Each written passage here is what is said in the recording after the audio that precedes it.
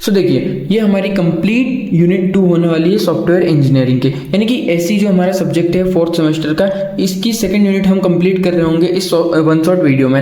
And हम सबसे पहले बेसिक्स देखेंगे एंड देन उसके बाद सारी चीज़ें जो एडवांस है एंड जो क्वेश्चन आते हैं कि कौन कौन से क्वेश्चन है जो इस यूनिट में से आते हैं। सो चलिए शुरू करते हैं। इसके पहले एक और इम्पोर्टेंट बात, अगर आपने अभी तक PYQs के सॉल्यूशन परचेस नहीं किए तो आप इजीली जाकर परचेस कर सकते हैं, डिस्क्रिप्शन में लिंक है उसकी।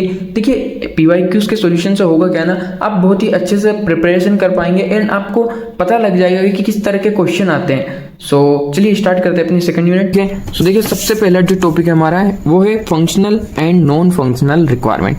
अब भाई सिंपली रिक्वायरमेंट क्या होती है वो देखेंगे सबसे पहले हम। Functional and non functional requirement होती क्या है। फंक्शनल रिक्वायरमेंट, अब भाई फंक्शनल रिक्वायरमेंट क्या होती है, जैसे हमारा सॉफ्टवेयर सिस्टम है। अब सॉफ्टवेयर सिस्टम कौन कौन से काम करेगा, क्या क्या उसके फंक्शन है, किस वर्क के लिए हमने उसे बनाया है, वो चीज आती है हमारी फंक्शनल रिक्वायरमेंट के अंदर। एंड नॉन फंक्शनल रिक्वायरमेंट यानी कि उसका परफॉर्मेंस कैसा है, वो किस तरह से उस वर्क को हैंडल कर रहा है, वो चीज आती है नॉन फंक्शनल रिक्वायरमेंट के अंदर। देन इसके बाद हम देखेंगे रिक्वायरमेंट सोर्स। अब रिक्वायरमेंट के क्या क्या सोर्स है, यानी कि हम जब रिक्वायरमेंट गैदर करेंगे तो किन किन जगहों से हम रिक्वायरमेंट को गैदर कर सकते हैं, हम अपने यूजर से सिंपली जाके बात करेंगे, वो सारी चीजें। Then elicitation techniques. अब एलिस्ट्रेशन की क्या क्या टेक्निक है, इनमें सारी टेक्निक हम देखेंगे, इंटरव्यू, वर्कशॉप, क्वेश्चनरीज, सर्वे, वो सारी चीजें हम देखेंगे एलिस्ट्रेशन टेक्निक के अंदर। देन एनालिसिस मॉडलिंग, सो उसे भी हम कवर करेंगे। Then analysis modelling for functional oriented and object oriented software development.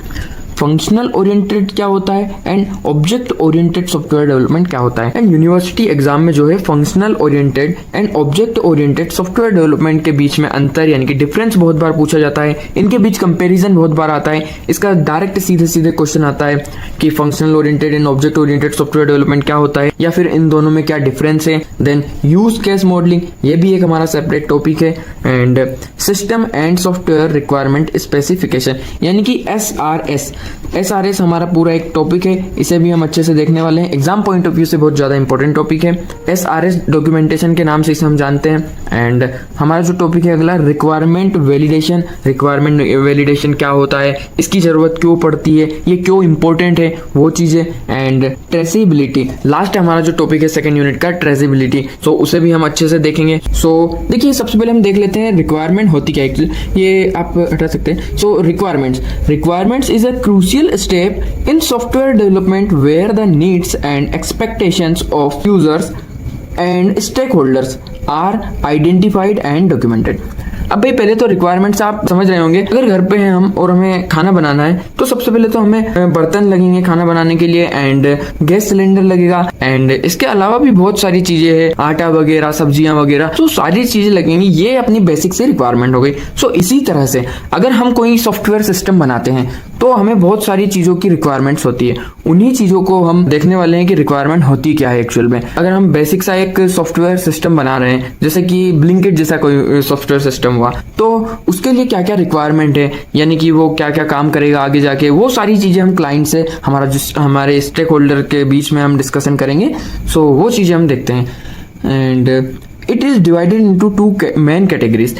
And मैं एक चीज और बता देता हूँ, स्टेक होल्डर। अब भाई यूजर यहाँ पे लिखा हुआ, user and stakeholder are identified and documented, यानी कि इस वाली स्टेप में हम स्टेक होल्डर, अब भाई स्टेक होल्डर बहुत बार तो यूजर की तरह हम ट्रीट करते हैं कि हाँ स्टेक होल्डर यूजर हुआ, लेकिन स्टेक होल्डर यानी कि हमारा एक सॉफ्टवेयर सिस्टम है। अब इससे रिलेटेड यानी कि जो इंजीनियर है, जो इसका कॉन्ट्रैक्ट ले रहा है सॉफ्टवेयर सिस्टम को बनाने का, वो इंजीनियर। एंड अब इंजीनियर कुछ डेवलपर को रखेगा, डेवलपर काम करेंगे, कुछ चीजें डेवलप करेंगे, वो सारे जो लोग हैं उन्हें हम सिंपली स्टेक होल्डर बोलते हैं। सो यही चीजें हैं। It is divided into 2 main categories. Requirement जो है 2 मेन कैटेगरी में डिवाइडेड है। अब देखिए 2 मेन कैटेगरी कौन कौन सी है, functional requirement, non functional requirement. अब भाई हमारे सिलेबस में सीधे सीधे ये दोनों टॉपिक दिए हुए हैं एंड एग्जाम में भी क्वेश्चन आता है, what are the functional requirement and non functional requirement. So देखिए पहले तो एक ओवरव्यू ले लेते हैं, मतलब कि फंक्शनल रिक्वायरमेंट क्या होने वाली है। So it describe what the system should do, यानी कि सिस्टम क्या काम करेगा, वो चीजें बताती है functional requirement. And non functional requirement, it describe how system should perform, यानी कि सिस्टम क्या काम करेगा और सिस्टम कितना अच्छा, किस तरह से उसका ओवरऑल परफॉर्मेंस क्या है, वो चीजें आती है नॉन फंक्शनल रिक्वायरमेंट में। सो आप simply individually functional and non functional को पढ़ लेते हैं। तो देखिए पहला है हमारा फंक्शनल रिक्वायरमेंट।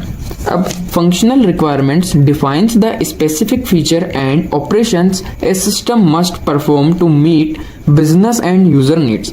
यानी कि हमारा सिंपली यूज़र है, हमारा क्लाइंट है, उसकी जो भी डिमांड्स है, उसकी जो भी नीड्स हैं, उन्हें फुलफिल करने के लिए हमारा जो सिस्टम है वो किस तरह से वर्क करेगा, वो कौन कौन से काम करेगा, वो सारी चीज़ें फंक्शनल रिक्वायरमेंट में आती है।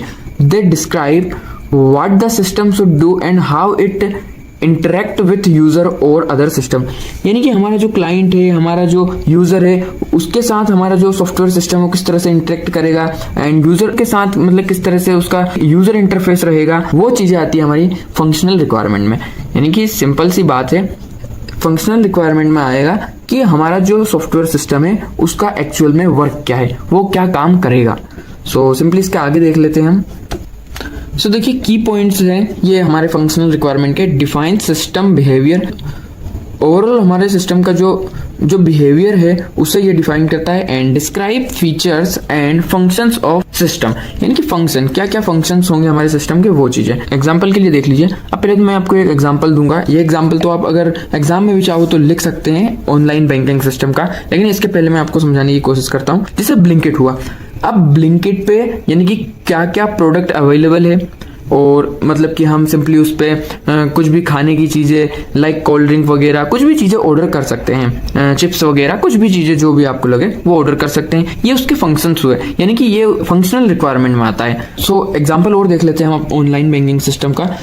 User should be able to log in with their user name and password. User should be able to check their account balance. यानी कि अब हमारा जो ऑनलाइन बैंकिंग सिस्टम का जो हमने सॉफ्टवेयर सिस्टम बनाया है, अब उसमें सिंपली ये फीचर्स तो होने चाहिए कि अकाउंट बैलेंस हम सिंपली चेक कर सकें and user should received notification after making a transaction. अब सिंपली हमारा जो क्लाइंट है, यूजर है, उसके अकाउंट में कुछ भी पैसे क्रेडिट हुए या फिर उसके अकाउंट से थोड़े बहुत पैसे डेबिट हुए तो तुरंत उसके पास यानी कि मैसेज जाना चाहिए, नोटिफिकेशन जाना चाहिए। सो वो सारी चीजें भी हमारी फंक्शनल रिक्वायरमेंट में आती है। अब सिंपली इसके बाद हम देख लेते हैं कि हमारा नॉन फंक्शनल रिक्वायरमेंट क्या होता है। So, non-functional requirements define how a system should operate, focusing on performance, reliability, and user experience rather than specific features.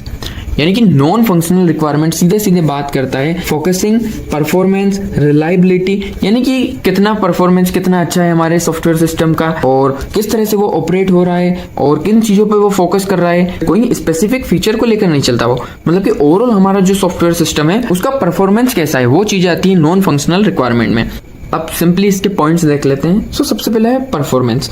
अब देखिए परफॉर्मेंस सीधा स्पीड एंड रिस्पॉन्सिवनेस पे बात करता है, यानी कि अगर हमारा सॉफ्टवेयर सिस्टम है, अगर हमने कोई भी चीज़ उसमें अप्लाई की या फिर कुछ भी चीज़ सबमिट की तो यानी कि क्विक रिस्पॉन्स होना चाहिए, स्पीड फास्ट होनी चाहिए, ओवरऑल परफॉर्मेंस अच्छा होना चाहिए। Then security. अब भाई सिक्योरिटी बात करती है प्रोटेक्शन अगेंस्ट अनऑथराइज्ड यूजर। अब हमारा जो सॉफ्टवेयर सिस्टम है उसे कोई भी सिंपली अनऑथराइज्ड यूजर जो है वो यूज ना कर पाए।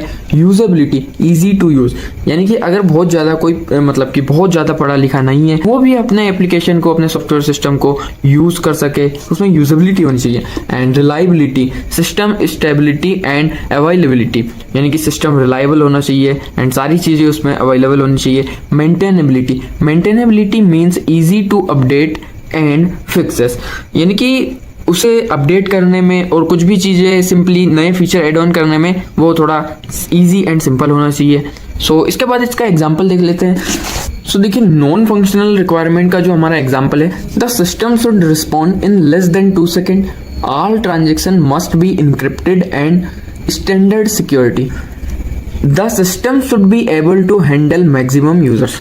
अब देखिए पहले उसमें हमने देखा कि फंक्शनल रिक्वायरमेंट थी, बैंकिंग के लिए देखा था हमने, तो यानी कि नोटिफिकेशन भेजना चाहिए, क्रेडिट या फिर अमाउंट डेबिट हो तो अब वो चीज़ें तो हो गई कि हाँ क्या क्या वर्क करना है, लेकिन किस तरह से करना है। रिस्पॉन्ड जल्दी, लेस देन 2 सेकेंड्स, यानी कि जितनी जल्दी हो सके उतनी जल्दी से रिस्पॉन्ड करना चाहिए। एंड सिक्योरिटी एकदम टाइट होनी चाहिए। And the system should be able to handle maximum user. अब भाई सिंपली हमारा जो ऐप है उसे बहुत सारे यूजर एक साथ यूज कर रहे हैं, तो ऐसा ना हो कि वो कहीं क्रैश हो जाए, हैंग हो जाए। सो वो सारी चीज़ों को ध्यान में रखना होता है हमें। सो यही है हमारा फंक्शनल रिक्वायरमेंट। अब मैंने आपको जो पॉइंट्स बताए हैं, मैंने एग्जाम्पल दिया है, ये सारी चीजें आप सिंपली एग्जाम में लिख सकते हैं। लेकिन अगर आपको लगे तो आप अपने मन से यानी कि खुद से बनाकर भी बहुत सारी चीजें इसमें ऐड कर सकते हैं, क्योंकि यूनिवर्सिटी एग्जाम में बहुत ज्यादा लिखना होता है। एंड आई होप आप लोगों को functional and non functional requirement समझ में आई होगी। देखिए, सेकंड यूनिट का टॉपिक है हमारा रिक्वायरमेंट गैदरिंग। हमारी जो सेकंड यूनिट है रिक्वायरमेंट एलिसिटेशन, उसी का ये टॉपिक है रिक्वायरमेंट गैदरिंग। सो रिक्वायरमेंट गैदरिंग होती क्या है? अब वैसे तो हमने फर्स्ट यूनिट में रिक्वायरमेंट गैदरिंग से रिलेटेड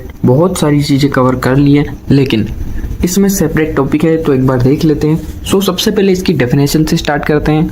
सो देखिए, requirement gathering is the process of collecting and understanding what a software system should do by working closely with stakeholders.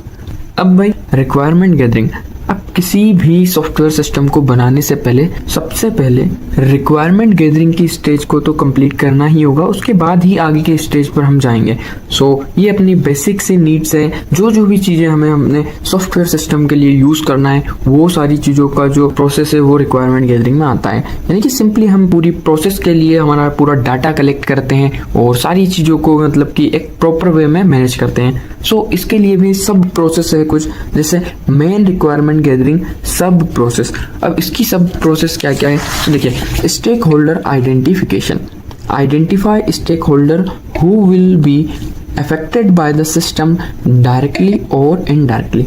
अब भाई सिंपली स्टेक होल्डर्स वो लोग होते हैं, यानी कि अगर हम ये अपना सिस्टम बना रहे हैं तो हमारे सॉफ्टवेयर सिस्टम को बनाने वाले, उसकी रिक्वायरमेंट को लेने वाले एंड उसकी रिक्वायरमेंट को सिंपली शेयर करने वाले और जितने भी लोग हैं, लाइक उसमें जो डेवलपर यूज मतलब कि फ्रंट एंड डेवलपर होगा, कोई बैक एंड डेवलपर होगा, जो इंजीनियर है जिसने कॉन्ट्रैक्ट को साइन किया है वो है, एंड बहुत बार एज वेल एज हम यूजर को भी इंक्लूड कर लेते हैं। सो वो सारे लोग हैं हमारे स्टेक होल्डर्स। सो जो भी लोग डायरेक्टली और इनडायरेक्टली इस चीज में इन्वॉल्व है वो अपने सिंपली स्टेक होल्डर्स है। एंड स्टेक होल्डर्स आइडेंटिफिकेशन, यानी कि उन्हें सिंपली आइडेंटिफिकेशन किया जाता है। सो इसके बाद हम देखते हैं stakeholder analysis, understand the needs, expectations and influence of each stakeholder. अब जो हमने आइडेंटिफिकेशन किया है उसके बेसिस पर हम उसके बाद एनालिसिस करेंगे।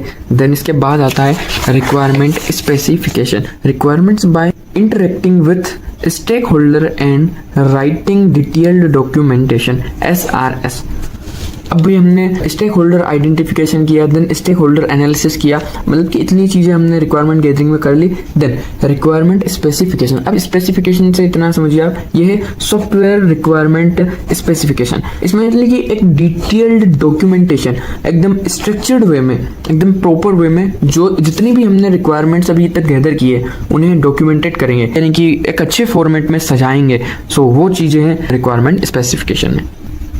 देन इसके बाद हम देख लेते हैं कि आगे की क्या स्टेप है। सो सिंपली इसके बाद आता है requirement validation, ensure that gathered information requirement are accurate, complete and consistent। अब अभी तक हमने जो किया यानी कि एनालिसिस किया एंड SRS डॉक्यूमेंटेशन बनाया पूरा, एंड सबसे पहले हमने रिक्वायरमेंट गैदरिंग की। अब हमने जितनी भी रिक्वायरमेंट को गैदर किया है, जितना भी डाटा अभी तक हमने लिखा है डॉक्यूमेंट में, एकदम सजा कर रखा है कि हाँ इस पर हम काम करेंगे। अब भाई वो एक्यूरेट भी है या नहीं, यानी कि उन्हें उनकी वैलिडेशन ये इंश्योर करेंगे हम, यानी कि खुद से हम बताएंगे कि हाँ ये ठीक है, ये सही है या गलत है। सो वो चीज़ें हैं रिक्वायरमेंट वैलिडेशन में, वो कंप्लीट है एकदम या फिर अभी अनकम्प्लीट है, एंड मतलब रिलेवेंट होना चाहिए वो। सो वो सारी चीज़ें हैं रिक्वायरमेंट वैलिडेशन। अब इसके बाद आता है हमारा रिक्वायरमेंट मैनेजमेंट। अब भाई रिक्वायरमेंट मैनेजमेंट यानी कि हमारा जो सॉफ्टवेयर सिस्टम है उसे पूरी तरह से मैनेज करना। It include some changes and updates, यानी कि बाद में कुछ भी सिंपली चेंज करना हुआ, नया फीचर या फिर एड ऑन करना हुआ या फिर डिलीट करना हुआ, एंड नए नए अपडेट लाने हुए, तो वो चीज़ें हमारी रिक्वायरमेंट मैनेजमेंट में।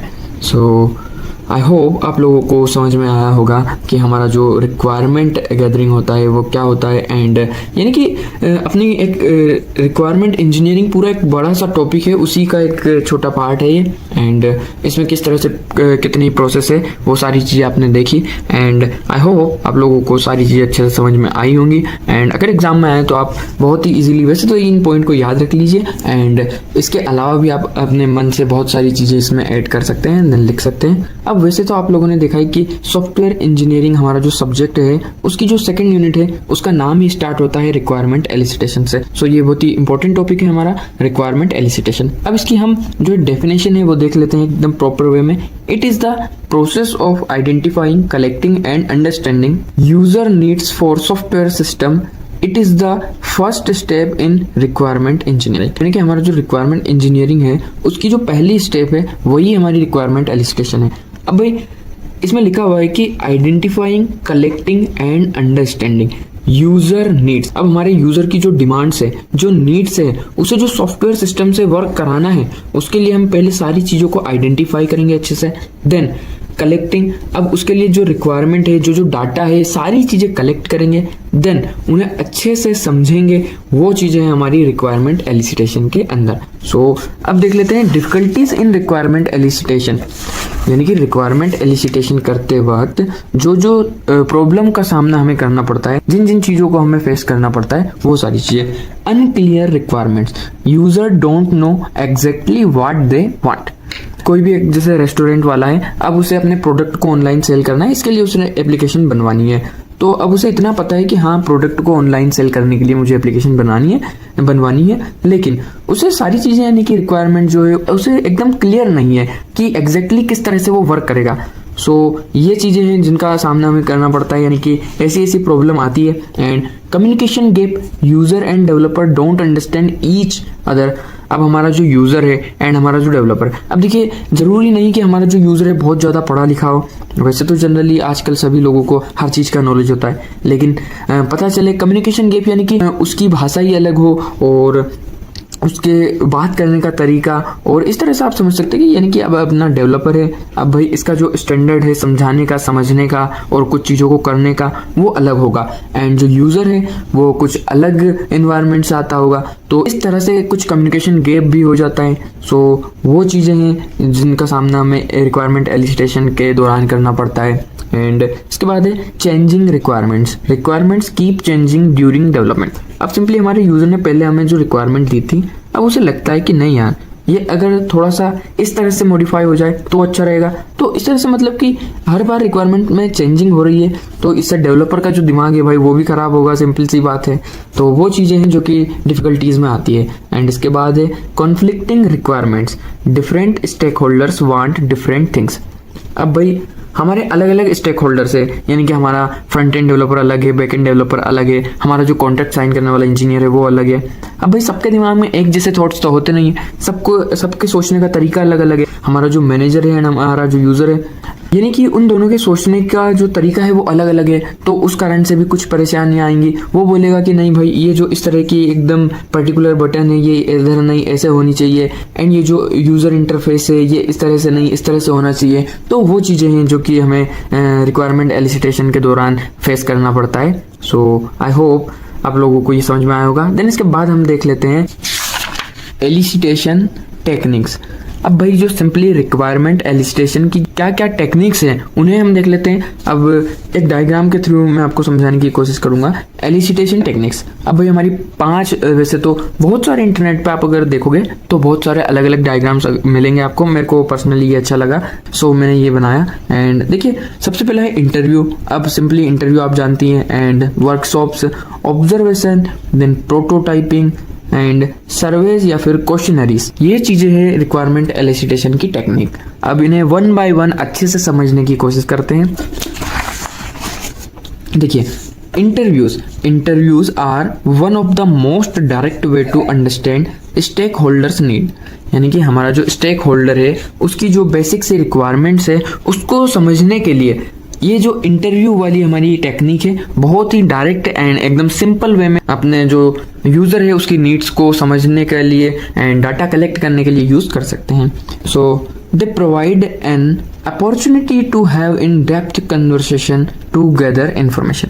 यानी कि अब हमारा जो सॉफ्टवेयर सिस्टम बनने वाला है, जो हम बिल्ड करेंगे, जिसे हम क्रिएट करने वाले हैं, उसके लिए हमें इन्फॉर्मेशन गैदर करनी है, तो उसके लिए बहुत ही अच्छा वे एकदम डेप्थ में कन्वर्सेशन कर सकते हैं। हमारा जो यूज़र है एकदम सामने ही हमारे पास बैठा हुआ है एंड हमसे जो भी चीज़ें हमें उससे पूछनी है सिंपली हम पूछेंगे एंड जो रिक्वायरमेंट उससे लगती है उन चीज़ों को हम एकदम समझने की कोशिश करेंगे। सो वही सारी चीज़ें हमारे इंटरव्यूज़ के अंदर। अब इसके बाद देख लेते हैं हम वर्कशॉप। अब भाई structured facilitated meeting with stakeholder to collaborate and gather requirement, यानी कि इतना तो आपको पता है कि एलिसिटेशन टेक्निक में हम सिंपली रिक्वायरमेंट को गैदर करते हैं, जो इन्फॉर्मेशन है उन्हें हम गैदर करते हैं। सो वर्कशॉप एक बहुत ही अच्छा तरीका है। अब देखिए इंटरव्यू में तो हमने कर लिया, चलो हमारे 1-2 क्लाइंट थे उनसे 1 बाय 1 हमने पर्सनली जाके इंटरव्यू में मतलब कि एकदम डेप्थ में जाके कन्वर्सेशन की और हमारी जो रिक्वायरमेंट थी हमने बेसिक सी गैदर की।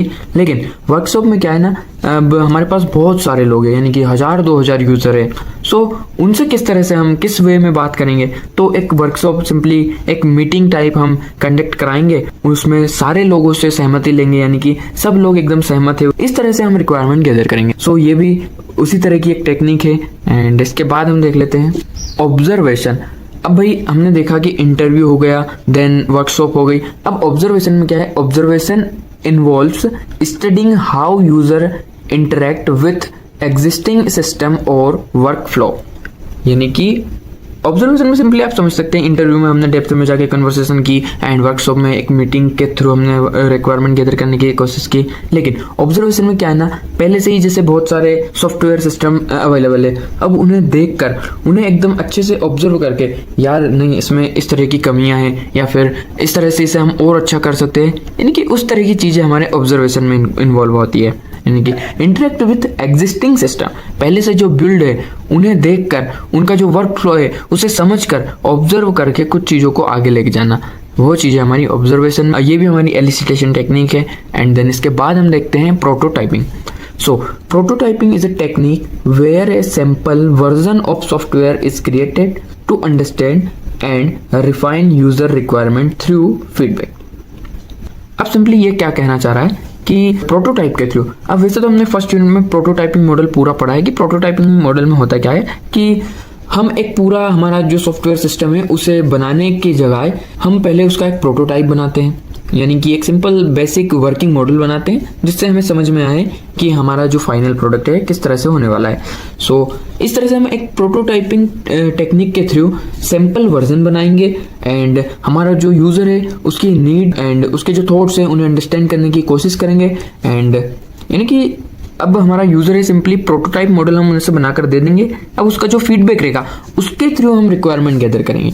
सो वो चीज़ें हमारी प्रोटोटाइपिंग एलिसिटेशन टेक्निक में। एंड इसके बाद फिफ्थ देख लेते हैं हम सर्वेज और क्वेश्चनरीज।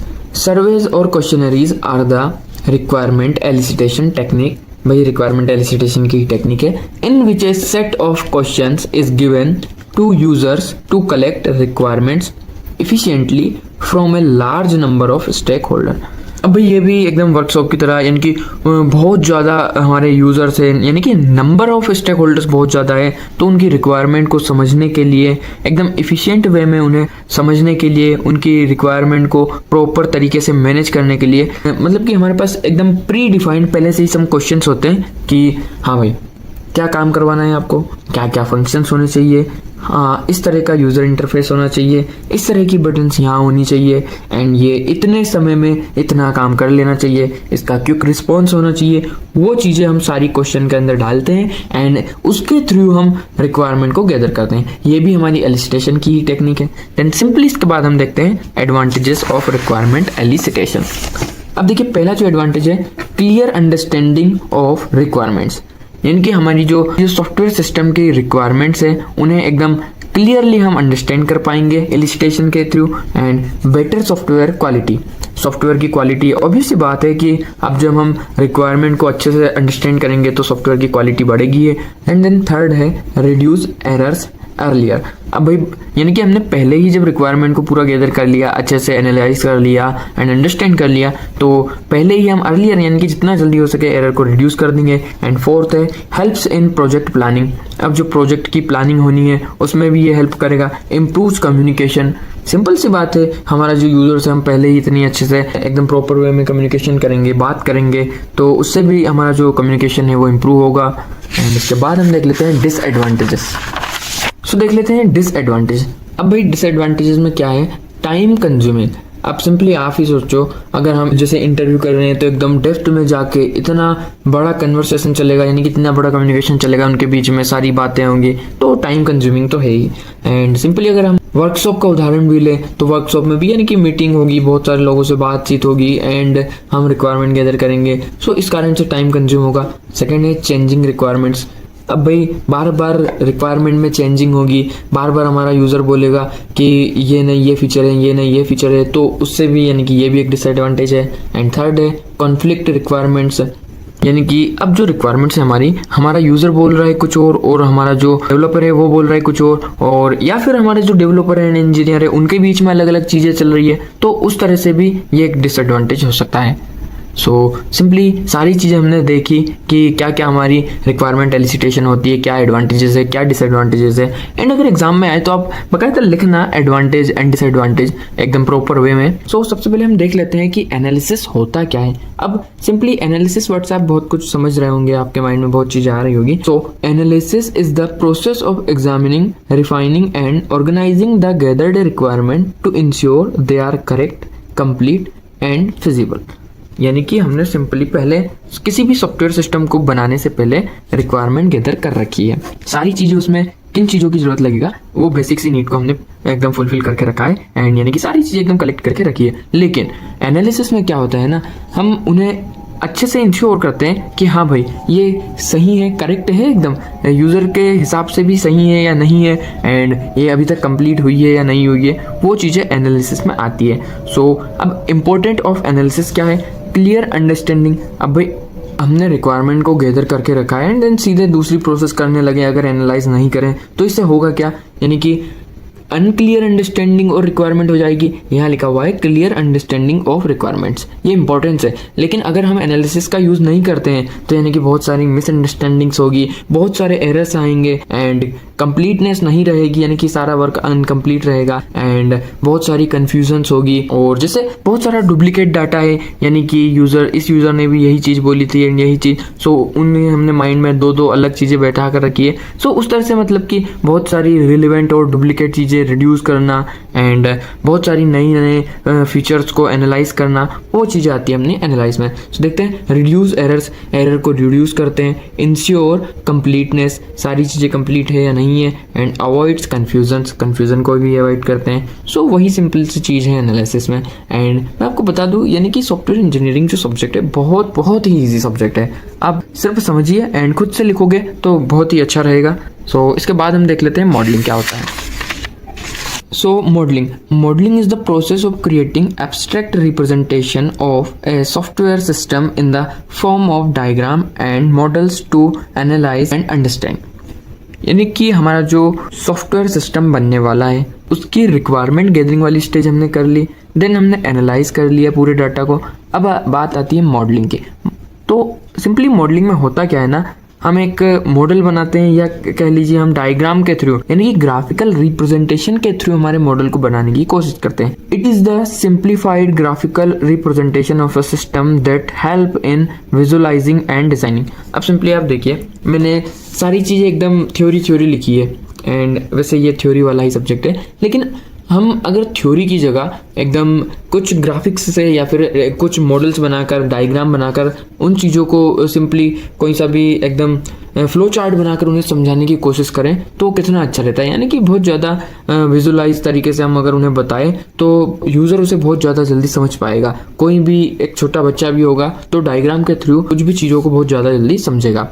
एंड यही चीज़ें हैं हमारी मॉडलिंग में, यानी कि डायग्राम के फॉर्म में सॉफ्टवेयर सिस्टम के एब्स्ट्रैक्ट रिप्रेजेंटेशन या फिर कह लीजिए मॉडल बना लेते हैं हम पहले ही इसके।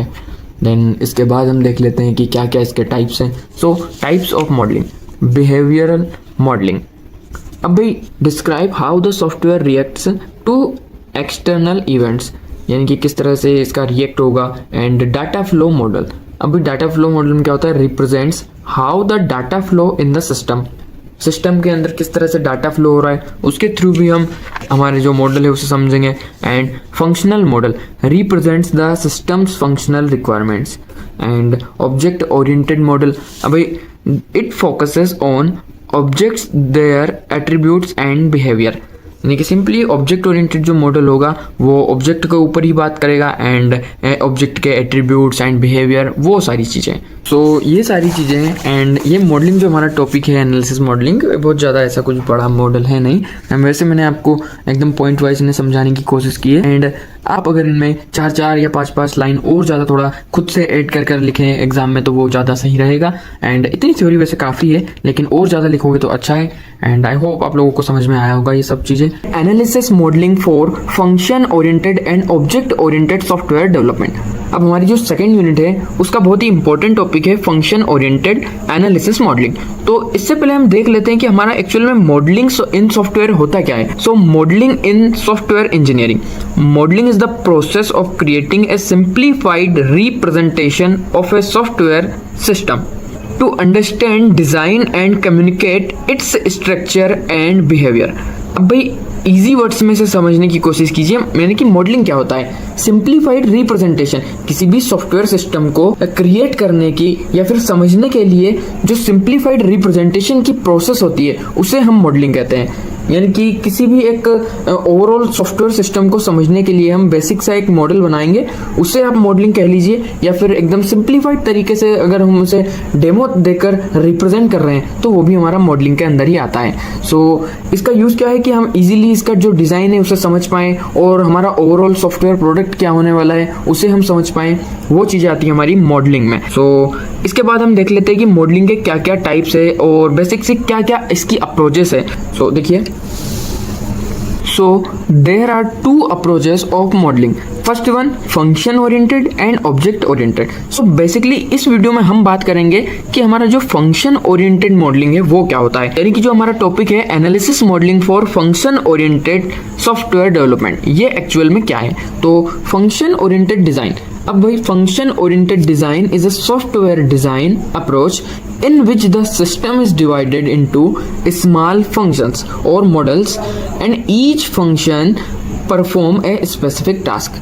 अब भाई इससे क्या समझ में आ रहा है कि हमारा जो फंक्शन ओरिएंटेड डिजाइन है इसमें जो हमारा ओवरऑल सॉफ्टवेयर सिस्टम होता है उसे हम स्मॉल फंक्शंस और ये कह लीजिए छोटे छोटे पार्ट्स में डिवाइड करते हैं उसे, यानी कि छोटे छोटे मॉडल्स बना देते हैं, देन उसमें हम पूरा वर्क इम्प्लीमेंट करते हैं, इसके बाद हम काम स्टार्ट करते हैं। जैसे इसके थ्रू आप समझिए कि हमारा जो फंक्शन ओरिएंटेड डिजाइन है वो क्या होता है। अब मेन वर्क है हमारा 100%, लेकिन इसके पहले मैं आपको एक एग्जांपल देकर समझाने की कोशिश करता हूँ। सो देखिए, गर्मी के दिन चल रहे हैं तो आपने मैंगो जूस तो सबने बनते हुए देखा है। अब मैंगो जूस का क्या है, जैसे मैंगो जूस की एक शॉप है, अब उस पर अलग अलग काम अलग अलग लोगों में बटा हुआ, जनरली 1-2 लोग होते हैं, लेकिन आप मान के चलिए कि 4 लोग हैं, तो 4 लोगों का अलग अलग काम है, यानी कि अलग अलग फंक्शन है।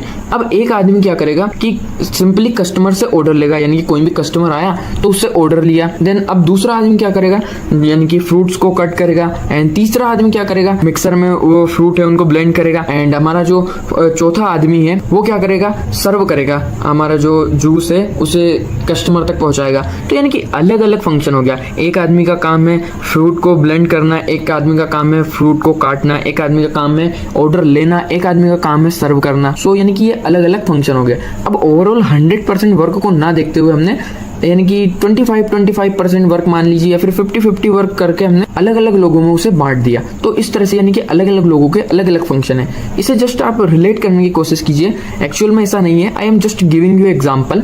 सो अब इसे टेक कम्युनिटी में देखिए, यानी कि हमारी टेक फील्ड में किस तरह से समझेंगे आप। कोई भी हमारा एक प्रोजेक्ट है, अब 100% काम है, अब 100% वर्क में हमने एक टीम बनाई जिसे हमने 60% काम दे दिया।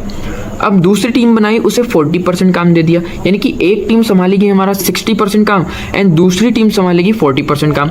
अब इस टीम के लीडर ने क्या किया ना कि अब भाई मैं दो अलग टीम बना देता हूँ, आधा काम ये संभालेगी, आधा काम ये संभालेगी, तो 30% काम ये करेगी एंड 30% काम ये टीम करेगी। अब या तो ये 2-4 लोग हो सकते हैं या फिर एक आदमी 30% काम करेगा, दूसरा आदमी 30% काम करेगा, जो भी हो। अब जो दूसरी टीम हमने दी थी 40%, उसने क्या किया कि 2 लोगों को हायर किया और 2 लोगों को बोल दिया कि भाई ये जो 25% काम है ये आप करोगे, एंड एक और आदमी बुलाया उसने और उसने बोला कि भाई 15% काम आप करोगे, यानी कि अलग अलग फंक्शन अलग अलग लोगों को संभालने के लिए दे दिया। यानी कि हमारा जो ओवरऑल सॉफ्टवेयर सिस्टम है वो अलग अलग फंक्शन के थ्रू बिल्ड हो रहा है। तो यही है हमारा फंक्शन ओरिएंटेड डिज़ाइन, यानी कि पूरा ओवरऑल बिल्ड ना करते हुए उसे छोटे छोटे फंक्शंस या फिर मेथड्स या फिर पार्ट्स में डिवाइड करके अलग अलग लोगों पर काम करवा के देन उसे मर्ज कर देते हैं। सो यही है हमारा फंक्शन ओरिएंटेड डिज़ाइन। अब इसके आगे हम देख लेते हैं क्या इसके एडवांटेजेस हैं, क्या क्या इसके डिसएडवांटेजेस हैं एंड इसके क्या क्या कैरेक्टरिस्टिक है।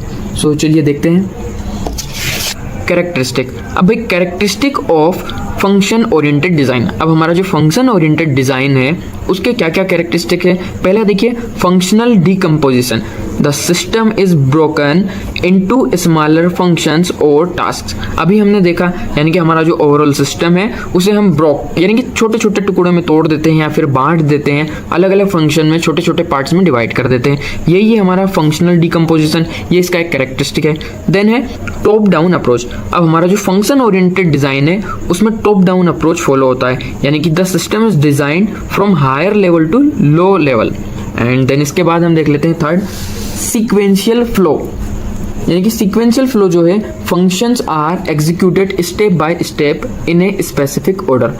अब हमारे जो फंक्शन है अलग अलग फंक्शन है वो एक पर्टिकुलर वे में फॉलो होंगे ना, यानी कि एक सीक्वेंस वाइज फ्लो होंगे, यानी कि स्टेप बाय स्टेप। ऐसा नहीं कि जो पहले काम करना था वो बाद में किया एंड बाद में काम जो करना था वो पहले किया, यानी कि अगर हमने पूरा काम है उसे अलग अलग फंक्शन में डिवाइड कर दिया है तो ऐसा नहीं है कि जो फंक्शन बाद में एग्जीक्यूट करना था उसे पहले कर दिया और जो पहले करना था उसे बाद में, यानी कि एक सीक्वेंस वाइज फ्लो होगा, step by step specific order में एग्जीक्यूट होगा।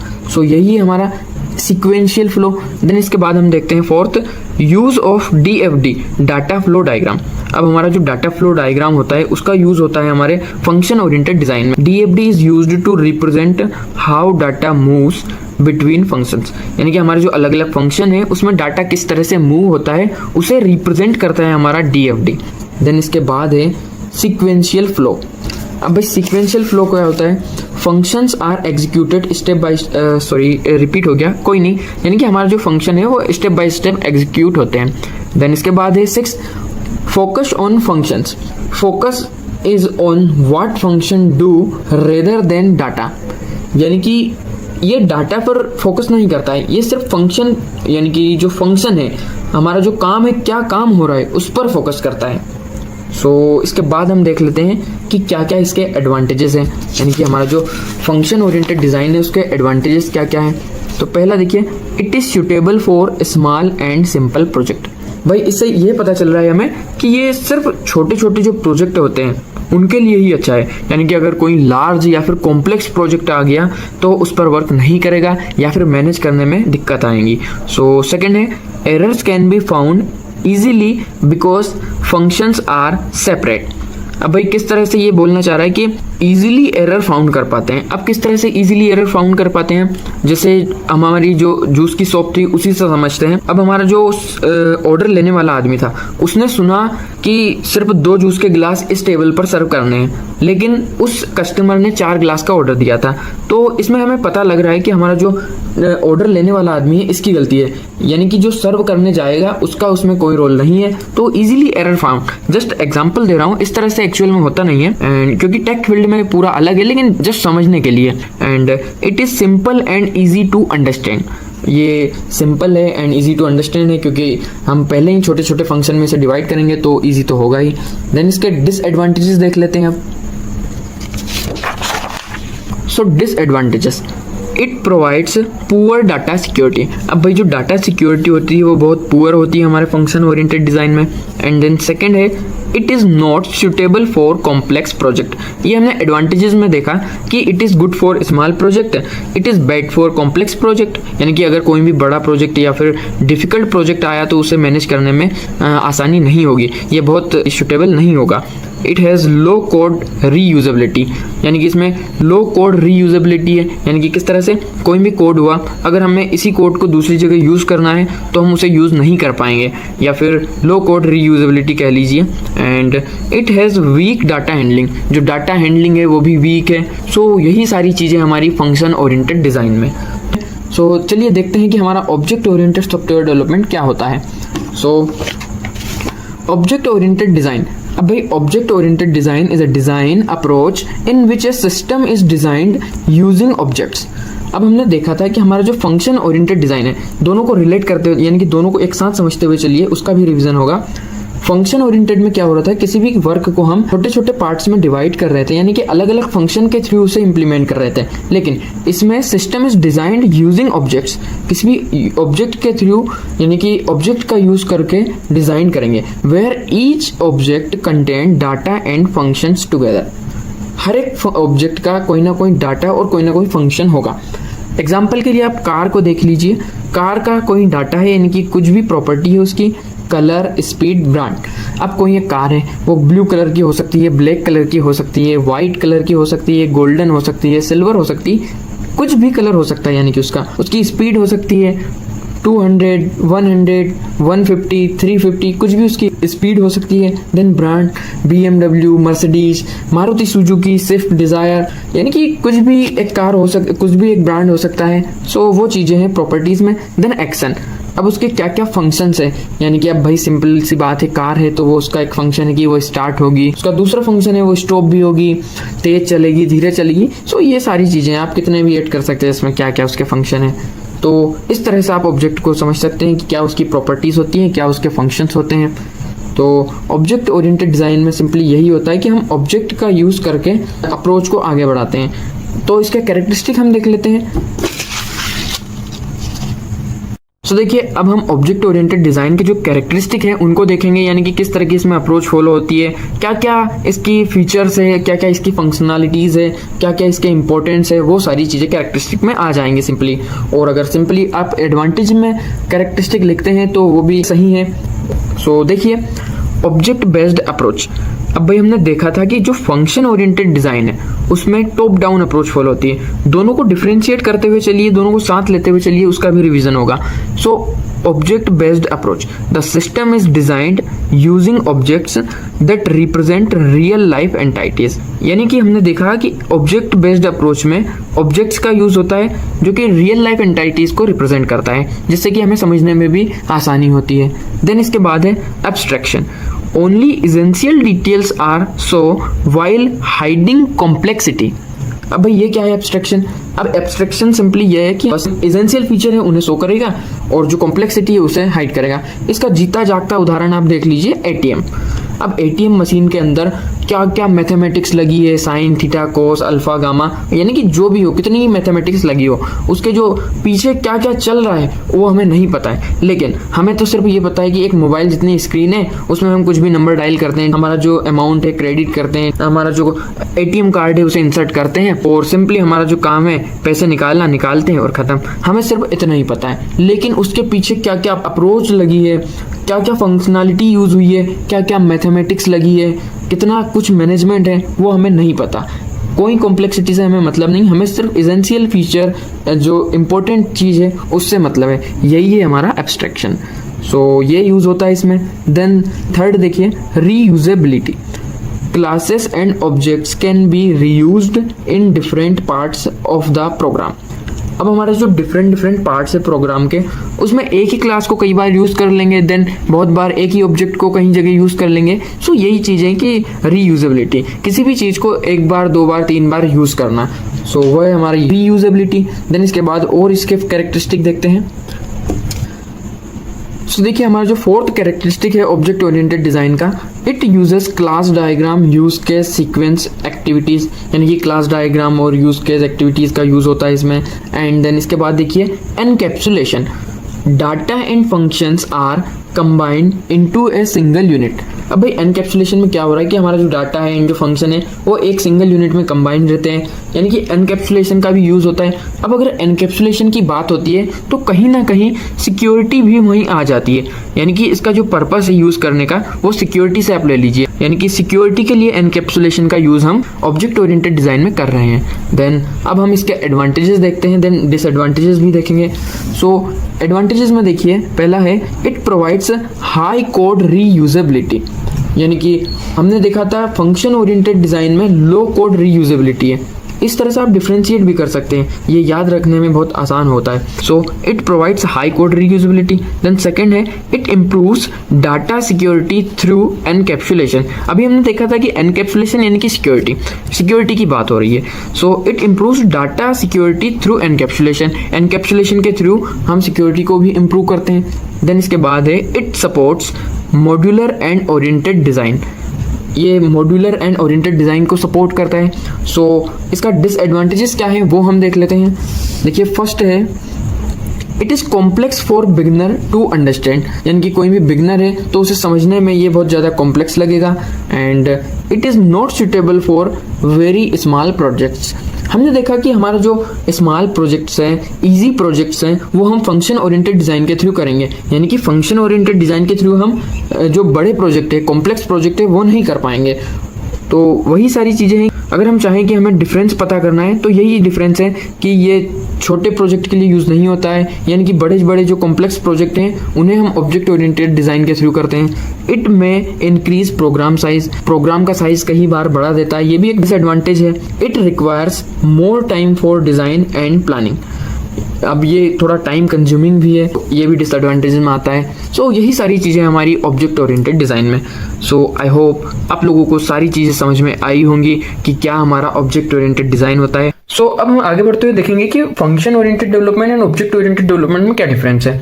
अब देखिए बहुत बार क्वेश्चन में आता है कि what are the difference between the object oriented development and function oriented development, and development की जगह कई बार डिज़ाइन भी आता है। सो आप देख लीजिएगा। सो देखिए फर्स्ट जो हमारा डिफरेंस है वो देखिए it focuses on functions what the program does, यानी कि हमारा जो फंक्शन ओरिएंटेड डेवलपमेंट है वो बताता है कि हमारा जो प्रोग्राम है वो क्या काम करेगा।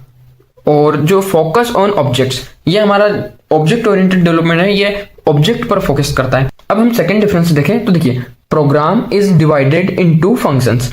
हमारा जो प्रोग्राम है वो फंक्शंस में डिवाइड रहता है, and program is divided into classes and object. अब हमारा जो प्रोग्राम रहता है ऑब्जेक्ट ओरिएंटेड, देखो इसके नाम से भी पता चल रहा है object, so class and object में डिवाइडेड रहता है। एंड इसके बाद हमारा जो थर्ड डिफरेंस है data and functions are separate, data and functions are combined together. इसमें डाटा और फंक्शन दोनों सेपरेट होते हैं, इसमें दोनों कंबाइंड होते हैं, दोनों एक साथ होते हैं। एंड फोर्थ है हमारा data can be changed easily from anywhere, यानी कि हम इजीली डाटा को चेंज कर सकते हैं कहीं से भी, but data is protected using encapsulation. हमने पहले भी देखा है, जब हमने डिटेल में पढ़ा था ऑब्जेक्ट ओरिएंटेड डेवलपमेंट को, तो हमने देखा था कि ये एनकैप्सुलेशन और कोड रीयूजेबिलिटी इन कॉन्सेप्ट्स को यूज करता है। सो ये एनकैप्सुलेशन को अगर यूज कर रहा है तो यानी कि कहीं ना कहीं सिक्योरिटी की बात हो रही है। सो वहीं से आता है कि ये प्रोटेक्टेड होता है। एंड फिफ्थ अगर हम देखें तो best for small simple programs, यानी कि ये छोटे जो प्रोग्राम होते हैं, यानी कि जो सिंपल प्रोग्राम होते हैं उनके लिए बहुत अच्छा होता है। And best for large complex program. अब अगर हमें बड़े बड़े प्रोग्राम और बड़े बड़े प्रोजेक्ट को मैनेज करना है तो हम ऑब्जेक्ट ओरिएंटेड डेवलपमेंट का यूज करेंगे। सो इनमें जो डायग्राम यूज होते हैं, यानी कि किस तरह की अप्रोच यूज होती है, देखिए DFD is used in the function oriented development and UML is used in the object oriented development. So इस तरह से कंप्लीट होता है हमारा difference between function oriented development and object oriented development. So I hope आप लोगों को समझ में आया होगा कि किस तरह से इनमें डिफरेंस है। एंड आप पूरी तरह से देख सकते हैं एक साथ इनको फॉर द स्क्रीनशॉट। हम देखेंगे कि हमारा जो फंक्शन ओरिएंटेड सॉफ्टवेयर डेवलपमेंट है इसकी क्या क्या स्ट्रेटेजीज है। अब देखिए हमने पहले ही function oriented and object oriented software development cover कर लिया है, तो इससे हमें थोड़ा knowledge object oriented and software oriented दोनों का है। एंड इन दोनों में हमने डिफरेंस भी देखा है कि किस तरह से ये दोनों अलग अलग है। अब हम देखेंगे कि हमारा जो फंक्शन ओरिएंटेड डेवलपमेंट है इसकी क्या क्या स्ट्रेटेजीज है। तो देखिए आज का हमारा जो मेन टॉपिक है वो है फंक्शन ओरिएंटेड डिजाइन स्ट्रेटेजीज। अब देखिए पहला ER डायग्राम। अब ER डायग्राम क्या होता है, इसमें कौन कौन से एट्रीब्यूट्स या फिर रिलेशनशिप होते हैं, एंटाइटीज होती है, वो उनके सिंबल कैसे कैसे यूज होते हैं, वो सब हम देखेंगे। एंड ER डायग्राम मीन होता है entity relationship diagram. And second देखिए decision tree and decision table. अब ये किस तरह से वर्क करता है ये भी हम देखेंगे। एंड थर्ड है DFD यानी कि डाटा फ्लो डायग्राम। और फोर्थ है डाटा डिक्शनरी। एंड फिफ्थ है सुडोकोड।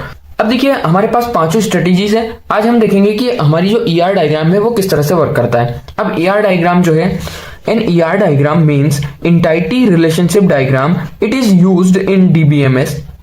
हमारा जो ER डायग्राम है वो एंटाइटी रिलेशनशिप डायग्राम है और इसे हम DBMS में यानी कि in most of the cases we use ER diagram in DBMS। For what, हम DBMS में हमारा जो एंटाइटी है, एट्रीब्यूट है, रिलेशनशिप है, इनको ग्राफिकल फॉर्म में रिप्रेजेंट करने के लिए ER डायग्राम का यूज करते हैं।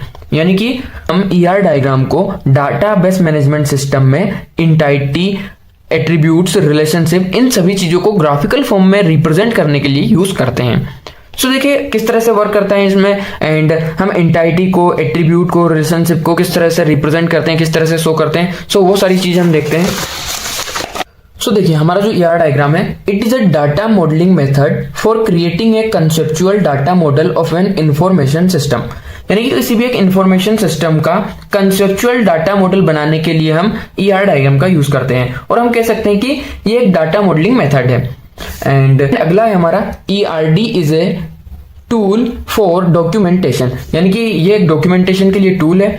अब इसमें बेसिक टर्मिनोलॉजीज क्या है, यानी कि बेसिक टर्म्स क्या है। अब हमने देखा कि हमारा जो ER डायग्राम है यानी कि एंटाइटी रिलेशनशिप डायग्राम, इसमें तीन टर्म्स है, एंटाइटी, एट्रीब्यूट एंड रिलेशनशिप। अब हम एंटाइटी, एट्रीब्यूट और रिलेशनशिप को किस तरह से शो करते हैं। देखिए अब एंटाइटी को हम एक रेक्टेंगल नॉर्मल सा बॉक्स बनाते हैं और इसके अंदर किसी भी चीज यानी कि जो भी एंटाइटी हो, हमारी बुक, स्टूडेंट, कुछ भी, उससे शो करते हैं। एंड हमारा जो एट्रीब्यूट होता है उसे हम एक ओवल बॉक्स में यानी कि ओवल के अंदर रिप्रेजेंट करते हैं। एंड हमारा जो रिलेशनशिप होता है उसे हम डायमंड शेप के बॉक्स में यानी कि आप बोल सकते हो रोहम्बस या फिर डायमंड के अंदर हम उसे शो करते हैं। सो चलिए देखें। सो एंटाइटी। अब entity it is a real world object.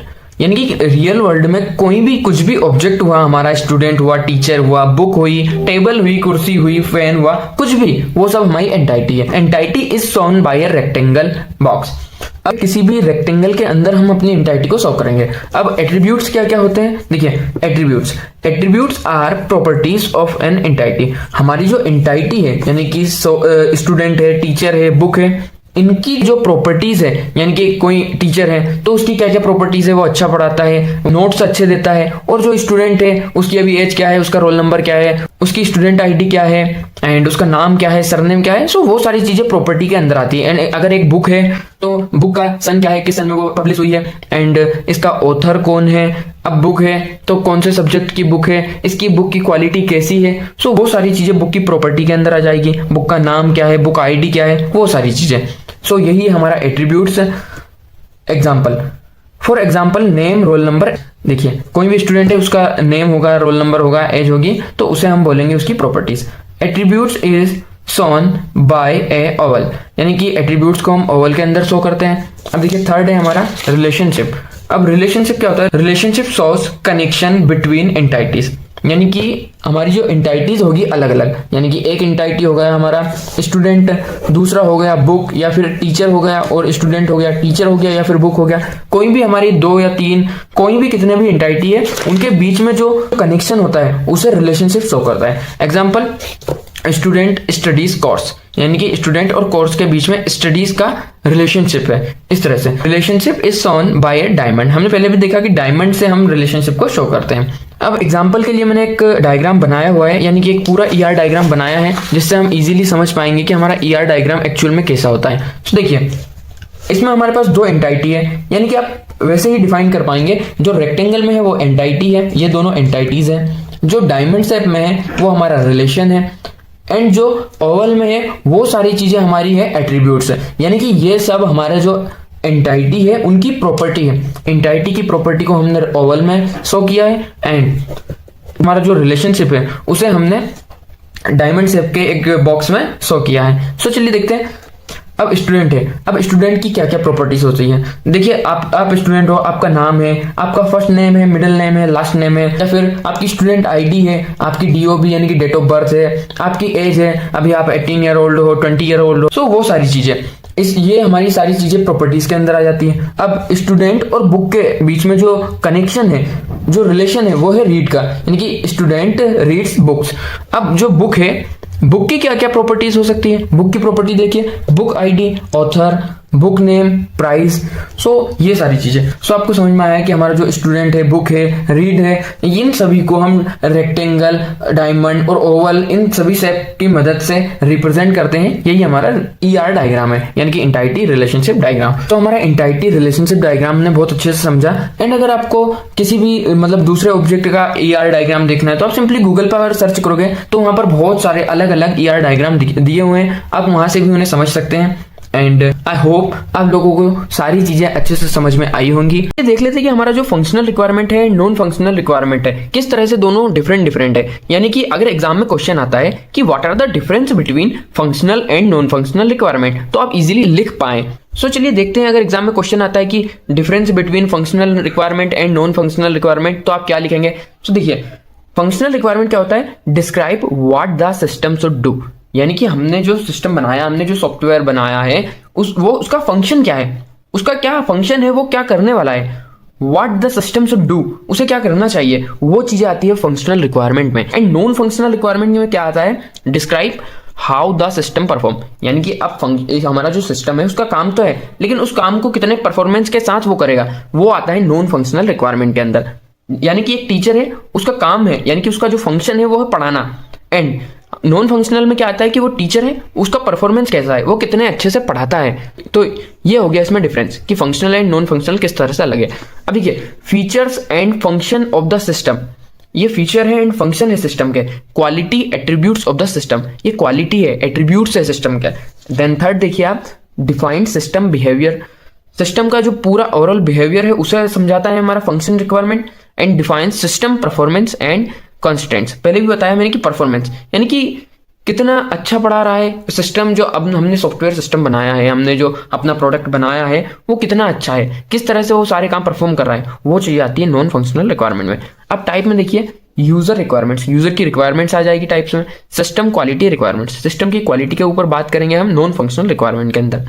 Then example के लिए हम देख लेते हैं कि हमने एक सॉफ्टवेयर सिस्टम बनाया, अब उसका फंक्शन क्या है कि हम उसमें लॉगिन कर सकते हैं। मान लीजिए हमने एक ऑनलाइन बैंकिंग सिस्टम का बनाया, या फिर कोई भी जैसे फोन पे, गूगल पे, नावी, कुछ भी कोई सा भी UPI पेमेंट वाला एक ऐप बनाया है, या फिर एक नॉर्मल सा कोई भी पेमेंट वाला ऐप समझ लीजिए, उसमें लॉगिन करेंगे, ये उसका एक फंक्शन हो गया। उसमें रजिस्ट्रेशन करेंगे, हम सिंपली अपना मोबाइल नंबर डालेंगे, बैंक अकाउंट नंबर डिटेल्स डालेंगे, उसमें रजिस्ट्रेशन करेंगे, ये उसका एक फंक्शन हो गया। पेमेंट सिस्टम है उसका, किसी को पैसे पे करने या क्रेडिट डेबिट जो भी है, तो वो चीज आ गई हमारी फंक्शनल रिक्वायरमेंट के अंदर। अब example, security, speed, reliability, quick response, यानी कि हमने फंक्शनल रिक्वायरमेंट में देखा कि वो क्या क्या काम करेगा हमारा जो ऐप हमने बनाया है। लेकिन नॉन फंक्शनल में क्या आ रहा है कि हमारा जो ऐप है वो कितना सिक्योर है, उसकी स्पीड कितनी है, यानी कि ट्रांजेक्शन अगर कर रहे हैं तो ज़्यादा टाइम तो नहीं ले रहा है, रिलायबिलिटी कितनी है, कितना अच्छा चल रहा है, क्विक रिस्पॉन्स, भाई पेमेंट डाला अब विद इन ए सेकंड काम हो जाना चाहिए, तो वो सारी चीजें हम देखेंगे नॉन फंक्शनल के अंदर। यानी कि क्विक रिस्पॉन्स होना चाहिए, सिक्योरिटी एकदम सॉलिड होनी चाहिए, स्पीड तेज होनी चाहिए, रिलायबिलिटी होनी चाहिए।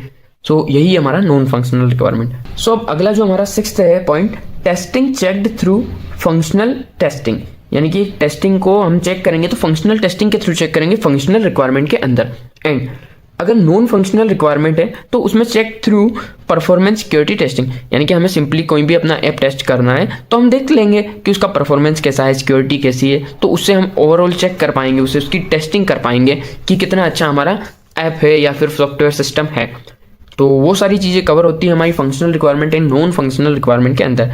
देखिए ऑलमोस्ट हमारी 2nd यूनिट कंप्लीट हो चुकी है, एक आध टॉपिक और बचा है। अब भाई SRS वैसे तो हमने कंप्लीट कर लिया, लेकिन अगर एग्जाम में आता है तो हम उसे एकदम स्ट्रक्चर्ड वे में किस तरह से लिख पाए, यानी कि अगर सिंपली हम आपके यूनिवर्सिटी एग्जाम में आ गया कि what are the software requirement specification, या फिर write the short note on the SRS, तो आप किस तरह से उसे हैंडल करेंगे, यानी कि किस तरह से आप स्ट्रक्चर्ड वे में एकदम प्रॉपर वे में लिखें ताकि आप फुल मार्क्स गेन कर पाएं। सो इसीलिए हम देख लेते हैं कि हमारा जो एसआरएस है वो किस तरह से वर्क करता है एंड क्या उसकी डेफिनेशन है, क्या इंपॉर्टेंस है, what are the advantages and disadvantages. So सारी चीजें हम देखेंगे। देखिए, software requirement specification SRS is a complete document और description of requirements of a system और सॉफ्टवेयर एप्लीकेशन। यानी कि एसआरएस क्या है, एक डॉक्यूमेंट है या फिर डिस्क्रिप्शन है रिक्वायरमेंट्स की। यानी कि कोई भी सॉफ्टवेयर एप्लीकेशन है या फिर एक हमारा जो सिस्टम है उसका प्रॉपर कंप्लीट डॉक्यूमेंट और डिस्क्रिप्शन को ही हम बोलते हैं सॉफ्टवेयर रिक्वायरमेंट स्पेसिफिकेशन। यानी कि अगर एग्जाम में आता है तो आप सिंपली ये 4-5 लाइन की डेफिनेशन लिखोगे। एंड देखिए, अगर आपकी यूनिवर्सिटी में क्वालिटी से ज्यादा क्वांटिटी पे ध्यान दिया जाता है, यानी कि ऐसा नहीं कि आपने कितना अच्छा लिखा है लेकिन आपने कितने सारे पेज भरे हैं, तो उस केस में आप क्या कर सकते हैं, यानी कि आपने 4 लाइन की डेफिनेशन लिखी, देन उसी को थोड़ा सा घुमाकर, यानी कि उसी को थोड़े बहुत वर्ड्स चेंज कर दूसरे वर्ड्स में लिखेंगे। In other words, SRS is a document that describes what the feature of the software will be and what its behaviour will be. I अब भाई I how it will perform. I का मतलब होता है, इसका full form होता है IDEST। Just knowledge के लिए बता रहा हूं, वैसे आप लोगों को पता ही होगा। IDEST यानी कि दैट इज, और हिंदी में हम बोलते हैं इसे अर्थात या फिर यानी कि, यानी। तो इसका हिंदी में मतलब हो गया अर्थात एंड इंग्लिश में हम इसे दैट इज बोलते हैं। सो आगे हम देखते हैं इंपॉर्टेंस ऑफ एसआरएस। अब भाई एसआरएस का कितना इंपॉर्टेंस है। सो देखिए, क्लियर अंडरस्टैंडिंग ऑफ रिक्वायरमेंट्स। तो हमारी जो रिक्वायरमेंट्स है उसकी एकदम क्लियर अंडरस्टैंडिंग हो जाती है हमें कि क्या क्या रिक्वायरमेंट्स एक्चुअल में है हमें। SRS helps developer, clients and tester clearly understand the software requirement before development start. यानी कि डेवलपमेंट को स्टार्ट करने से पहले एक्चुअल जो रिक्वायरमेंट है उनको क्लियरली हम समझ पाते हैं हमारे एसआरएस के थ्रू। देन सेकेंड है रिड्यूस कंफ्यूजन। भाई कंफ्यूजन हर एक तरह की रिड्यूस करता ही है एसआरएस। किस तरह से? It avoids misunderstanding between the customer and the developer team by providing detailed information. यानी कि डिटेल्ड इंफॉर्मेशन, एकदम डीप में जाकर इंफॉर्मेशन प्रोवाइड कराता है हमारे कस्टमर और डेवलपर को, उससे हम मिसअंडरस्टैंडिंग को अवॉइड कर पाते हैं। सो ये एक एडवांटेज है, ये इंपॉर्टेंस है हमारे एसआरएस का।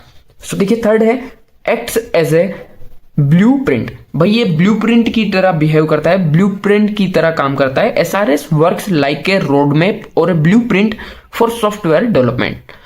यानी कि हमारा जो सॉफ्टवेयर डेवलपमेंट है उसके लिए एकदम ब्लूप्रिंट की तरह काम करता है। Developer follow it during coding and design. हमारा जो डेवलपर है वो कोडिंग करता है या फिर वो कोडिंग कर रहा है या फिर वो डेवलपमेंट के दौरान जिन चीजों को यूज करेगा वो है हमारा एसआरएस, यानी कि उसका ब्लूप्रिंट। सो वही सारी चीजें हैं, वही इसके इंपॉर्टेंस है। सो देखिए, अगला देख लेते हैं। फोर्थ है सेव्स टाइम एंड कॉस्ट। भाई अब जो हमारा सॉफ्टवेयर रिक्वायरमेंट स्पेसिफिकेशन है, ऑब्वियस सी बात है कि वो हमारा टाइम तो बचाएगा ही साथ मतलब कि कॉस्ट भी कम करेगा, यानी कि reduce cost when requirement are clearly defined early fewer mistakes happen reducing rework and development cost.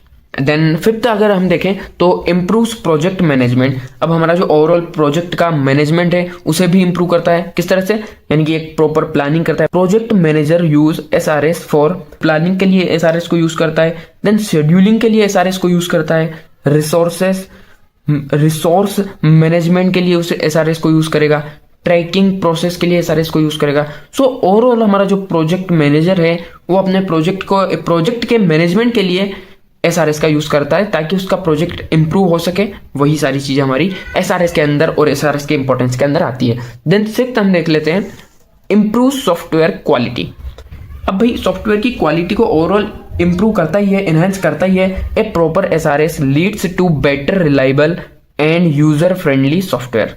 भाई यूजर फ्रेंडली सॉफ्टवेयर बनाने के लिए, एक अच्छा सॉफ्टवेयर बनाने के लिए एसआरएस की जरूरत होती है। एसआरएस बहुत ज्यादा इंपॉर्टेंट रोल प्ले करता है। आगे हम देख लेते हैं सिंपल डेफिनेशन। अब हमारा जो एसआरएस है उसकी एक सिंपल सी डेफिनेशन देखते हैं हम। SRS is an important document that clearly describe the requirements of a software and guides the complete development process। पूरी जो बात थी उसकी एक समरी समझ लीजिए इसे। यानी कि हमारा जो सॉफ्टवेयर रिक्वायरमेंट स्पेसिफिकेशन है, ये जो 3 वर्ड्स है एसआरएस, ये एक इंपॉर्टेंट डॉक्यूमेंट है जो कि एकदम क्लियरली डिस्क्राइब करता है कि हमारा जो सॉफ्टवेयर है उसकी क्या क्या रिक्वायरमेंट है, क्या क्या उसके गाइडलाइंस है, क्या क्या मतलब कि उसका पूरा कंप्लीट डेवलपमेंट प्रोसेस है, वो सारी चीजें वो बता देता है हमारा SRS। एग्जाम्पल के लिए, if a college want a library management system then SRS will describe, यानी कि अगर कोई कॉलेज लाइब्रेरी मैनेजमेंट सिस्टम चाहता है तो हमारा जो SRS है वो क्या डिस्क्राइब करेगा, लॉगिन सिस्टम डिस्क्राइब करेगा, book issue, student record, fine collection, fine calculation, so वही सारी चीजें हमारा SRS डिस्क्राइब करेगा। सो आई होप आप लोगों को सिंपल डेफिनेशन एकदम सिंपल वर्ड्स में ये समझ में आया होगा। देन इसके आगे हम देख लेते हैं कि और क्या है SRS में। सो कैरेक्टरिस्टिक, अब भाई हमने देख लिया कि SRS की डेफिनेशन क्या है उसका इंपॉर्टेंस है, वो उसे क्यों यूज करते हैं, वो कितना अच्छा है हमारे सिस्टम के लिए। अब देख लेते हैं कि कैरेक्टरिस्टिक क्या होनी चाहिए। यानी कि SRS तो है लेकिन बहुत तरह के अलग अलग SRS है, यानी कि सबके पास सॉफ्टवेयर रिक्वायरमेंट स्पेसिफिकेशन अलग अलग है। तो एक SRS की क्या क्वालिटी होनी चाहिए, क्या कैरेक्टरिस्टिक होनी चाहिए, वो देखिए। कंप्लीट, पहला है complete. The SRS should B complete, i.e. that is all the software requirements should be mentioned in the software requirement specification। यानी कि हमारा जो सॉफ्टवेयर रिक्वायरमेंट है उसमें एक एक यानी कि हर एक रिक्वायरमेंट एकदम क्लियरली मेंशन्ड होना चाहिए, यानी कि वो पूरी तरह से कंप्लीट होना चाहिए। देन सेकंड हम देख लेते हैं correct. It should be correct, I that is it should be according to the needs of the customer, यानी कि कस्टमर के नीड के अकॉर्डिंग होना चाहिए। यानी कि कस्टमर को जानकारी लेना है कॉलेज की और हम दे रहे हैं उन्हें स्कूल की जानकारी, तो ऐसा नहीं होगा। यानी कि एकदम करेक्ट इंफॉर्मेशन होनी चाहिए, it should be correct. Then third हम देख लेते हैं क्लियर। अब भाई ये एकदम क्लियर होनी चाहिए, इट करेक्ट क्लियर एक ही में आता है लेकिन आप अलग अलग लिख सकते हैं। वही वाली बात, यानी कि क्वांटिटी बढ़ानी है हमें। अगर क्वालिटी की बात हो तो आप करेक्ट एंड क्लियर करके कुछ भी कर सकते हैं। देन अगर क्वांटिटी पे बात चल रही है आपकी यूनिवर्सिटी में, देन आपको बहुत ज्यादा लिखना होगा। दैट्स वाई आपको करेक्ट, क्लियर, इन सारी चीजों को अलग अलग एकदम एक्सपांड करके बढ़ा कर लिखना है, स्प्रेड करके लिखना है। It should B clear, the requirements of the software should be clearly declared, एकदम क्लियरली पता होना चाहिए कि क्या क्या रिक्वायरमेंट है, एकदम क्लियर तरीके से, कुछ भी घुमाव फिराव नहीं होना चाहिए उसमें। देन अगला है हमारा अनएम्बिजियस, यानी कि स्पष्ट। It can be unambiguous only when all the requirement have only one meaning, that is there should be only one interpretation. यानी कि ओवरऑल यही बोल रहा है कि एकदम हमारी जो रिक्वायरमेंट है पूरी सॉफ्टवेयर की वो स्पष्ट होनी चाहिए, एकदम क्लियर होनी चाहिए, करेक्ट होनी चाहिए, अनएम्बिजियस। देन सेकेंड है हमारा accurate. It should be accuracy. It should be accuracy. If this is not accurate, then the software cannot be developed. अगर भाई accuracy ही नहीं होगी हमारी रिक्वायरमेंट के अंदर ही, यानी कि हम कोई चीज बना रहे हैं लेकिन उसकी जानकारी ही नहीं है हमें, तो वो तो फिर डेवलप होने से रहा। सो वही चीजें हमारी accurate के अंदर। Then verifiable. अब it should be verifiable. The requirements are verified by expert and tester, यानी कि जो रिक्वायरमेंट्स है वो एक एक्सपर्ट है या फिर कोई हमारा जो सीनियर है एक्सपर्ट है, एक टेस्टर है, उसके थ्रू वेरीफाइड होनी चाहिए। देन लास्ट है modifiable. All requirement specified in the SRS document should be modifiable, that mean SRS should be easy to update और modify when changes are needed, यानी कि ये एक मॉडिफिएबल होना चाहिए, यानी कि इजीली हम अपडेट कर पाएं। यानी कि अगर लगा हमारे जो कस्टमर है या फिर हमारा टेस्टर है, हमारा डेवलपर है, उसे लगा कि इन चीज़ों को हमें अब बदलना चाहिए, इन चीज़ों को हमें चेंज करना चाहिए, तो हम उसे इजीली चेंज कर पाएं, वो मॉडिफिएबल होना चाहिए। That's all. सो यही सारी चीज़ें थी हमारी सॉफ्टवेयर रिक्वायरमेंट स्पेसिफिकेशन के अंदर।